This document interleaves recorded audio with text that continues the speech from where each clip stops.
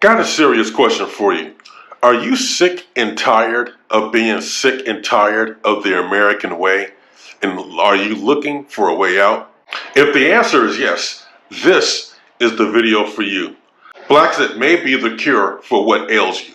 And by the end of this video, I promise that you will know what a Blaxit is and whether or not it's an option for you and your family. Let's get to it.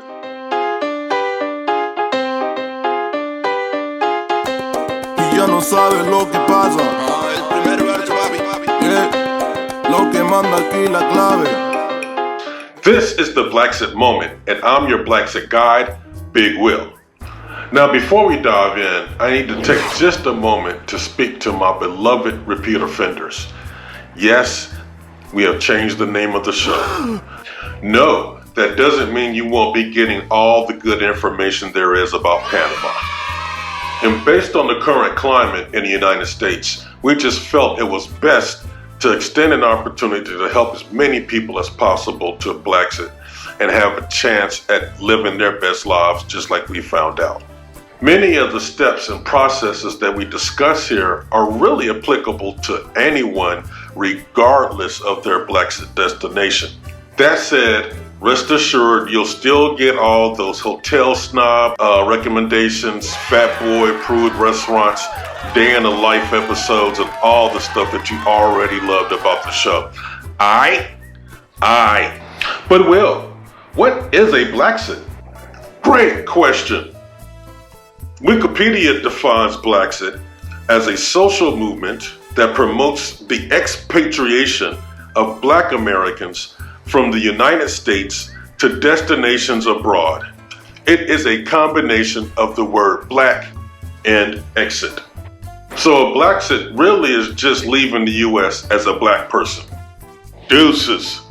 We'll get up. We out. This is not the first Blaxit movement either. In 1820, the American Conservation Society helped create the country of Liberia. It was kind of a means to have a solution for all the enslaved afterwards. Between 1820 and 1865, when the Civil War started, some 15,000 freed and born free blacks migrated over to Liberia. The early 1900s saw mass migrations as blacks looked elsewhere in order to survive the ravages of Jim Crow. After the independence of Ghana in the 1950s, we saw even more Blaxits.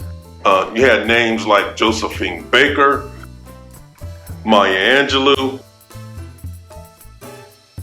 and W.B. Du Bois, James Baldwin, Richard Wright, Langston Hughes, and Paul Robeson, all made of Blaxit. And now we see Black Americans bouncing and getting their independence all over the globe. A few even come to Panama. Bottom line, if you're watching this video, you're not alone and you're not crazy. Pardon me, I won't keep you long, but if you could please be so kind as to do me a quick favor and hit that like and hit that subscribe button so that we can help grow. Thank you so much. Black Americans, like expatriates of all races and ethnicities, leave the USA temporarily or permanently for different reasons, in search of a better quality of life, for work opportunities, to marry or retire abroad, for tax reasons and or for adventure. That said, we as black people also have other reasons that are unique to being a person of color in the United States. Ongoing, systemic racism. Over-policing and police brutality, all the senseless death and mayhem, having to even explain that Black Lives Matter. Death by environment in terms of our neighborhoods being landfills or not having access to drinking water. Discrimination in housing, mortgages, and property appraisals. disparity in healthcare delivery, doctors who ignore our pain, and of course, the rise of Jim Crow 2.0, rampant voter suppression, and gerrymandering efforts to disenfranchise us from the vote.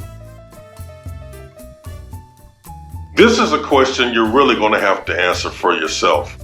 We all share something in common. We were all indoctrinated into the American system. Hey, we're number one, we're exceptional. We even created phrases like first world countries, second world country, third world countries. I don't like to use that lexicon because I know I was created. We were all indoctrinated into the system, and that means we have built-in biases and fears that we must overcome in order to really start even considering life abroad. We've been taught that certain countries are shithole countries. The truth is always the best disinfectant, so get a passport, get on a plane, and go see for yourself. Once you get past the point of having that fear of giving up the American way of life, I've been there. I remember having a good friend who, when I mentioned moving to Panama, one of the first things he said was, dude, you'll never give up the American way of life. What American way of life? The mass shootings? I don't know. But once you get past that hurdle of giving that American way up, you'll start seeing a lot more benefits for you. For example, in many places, in most places on the planet, you will experience a lower cost of living.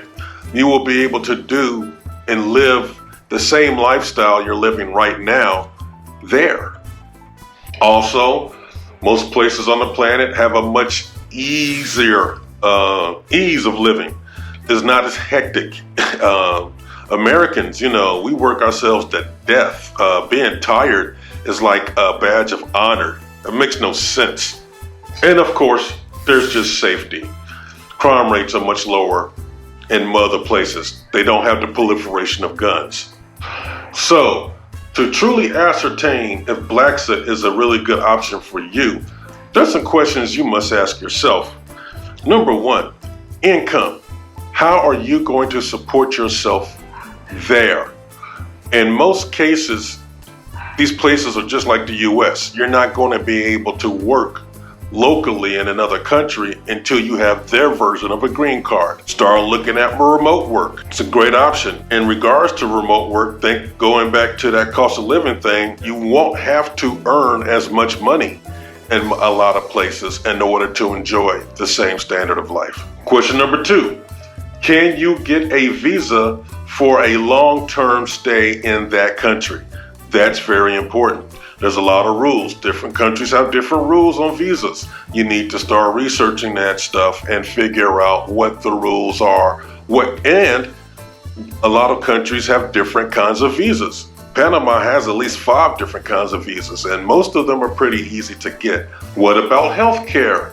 Are you going to be able to see a doctor? Do they have good hospitals?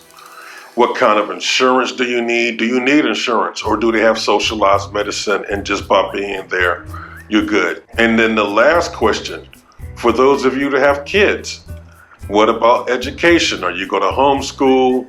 Are you going to put them in a local school, a private international school? These are all the kind of questions that you need to ask yourself to see if Blaxit is a good option. So I'm keep it short and sweet for this episode. Thank you so much for joining. If this is your first time on Big Wheel TV, please don't forget to hit the like and subscribe button in order to help us grow. We really appreciate it. For my repeat offenders, mad love as always. Until next time, fam. Ciao.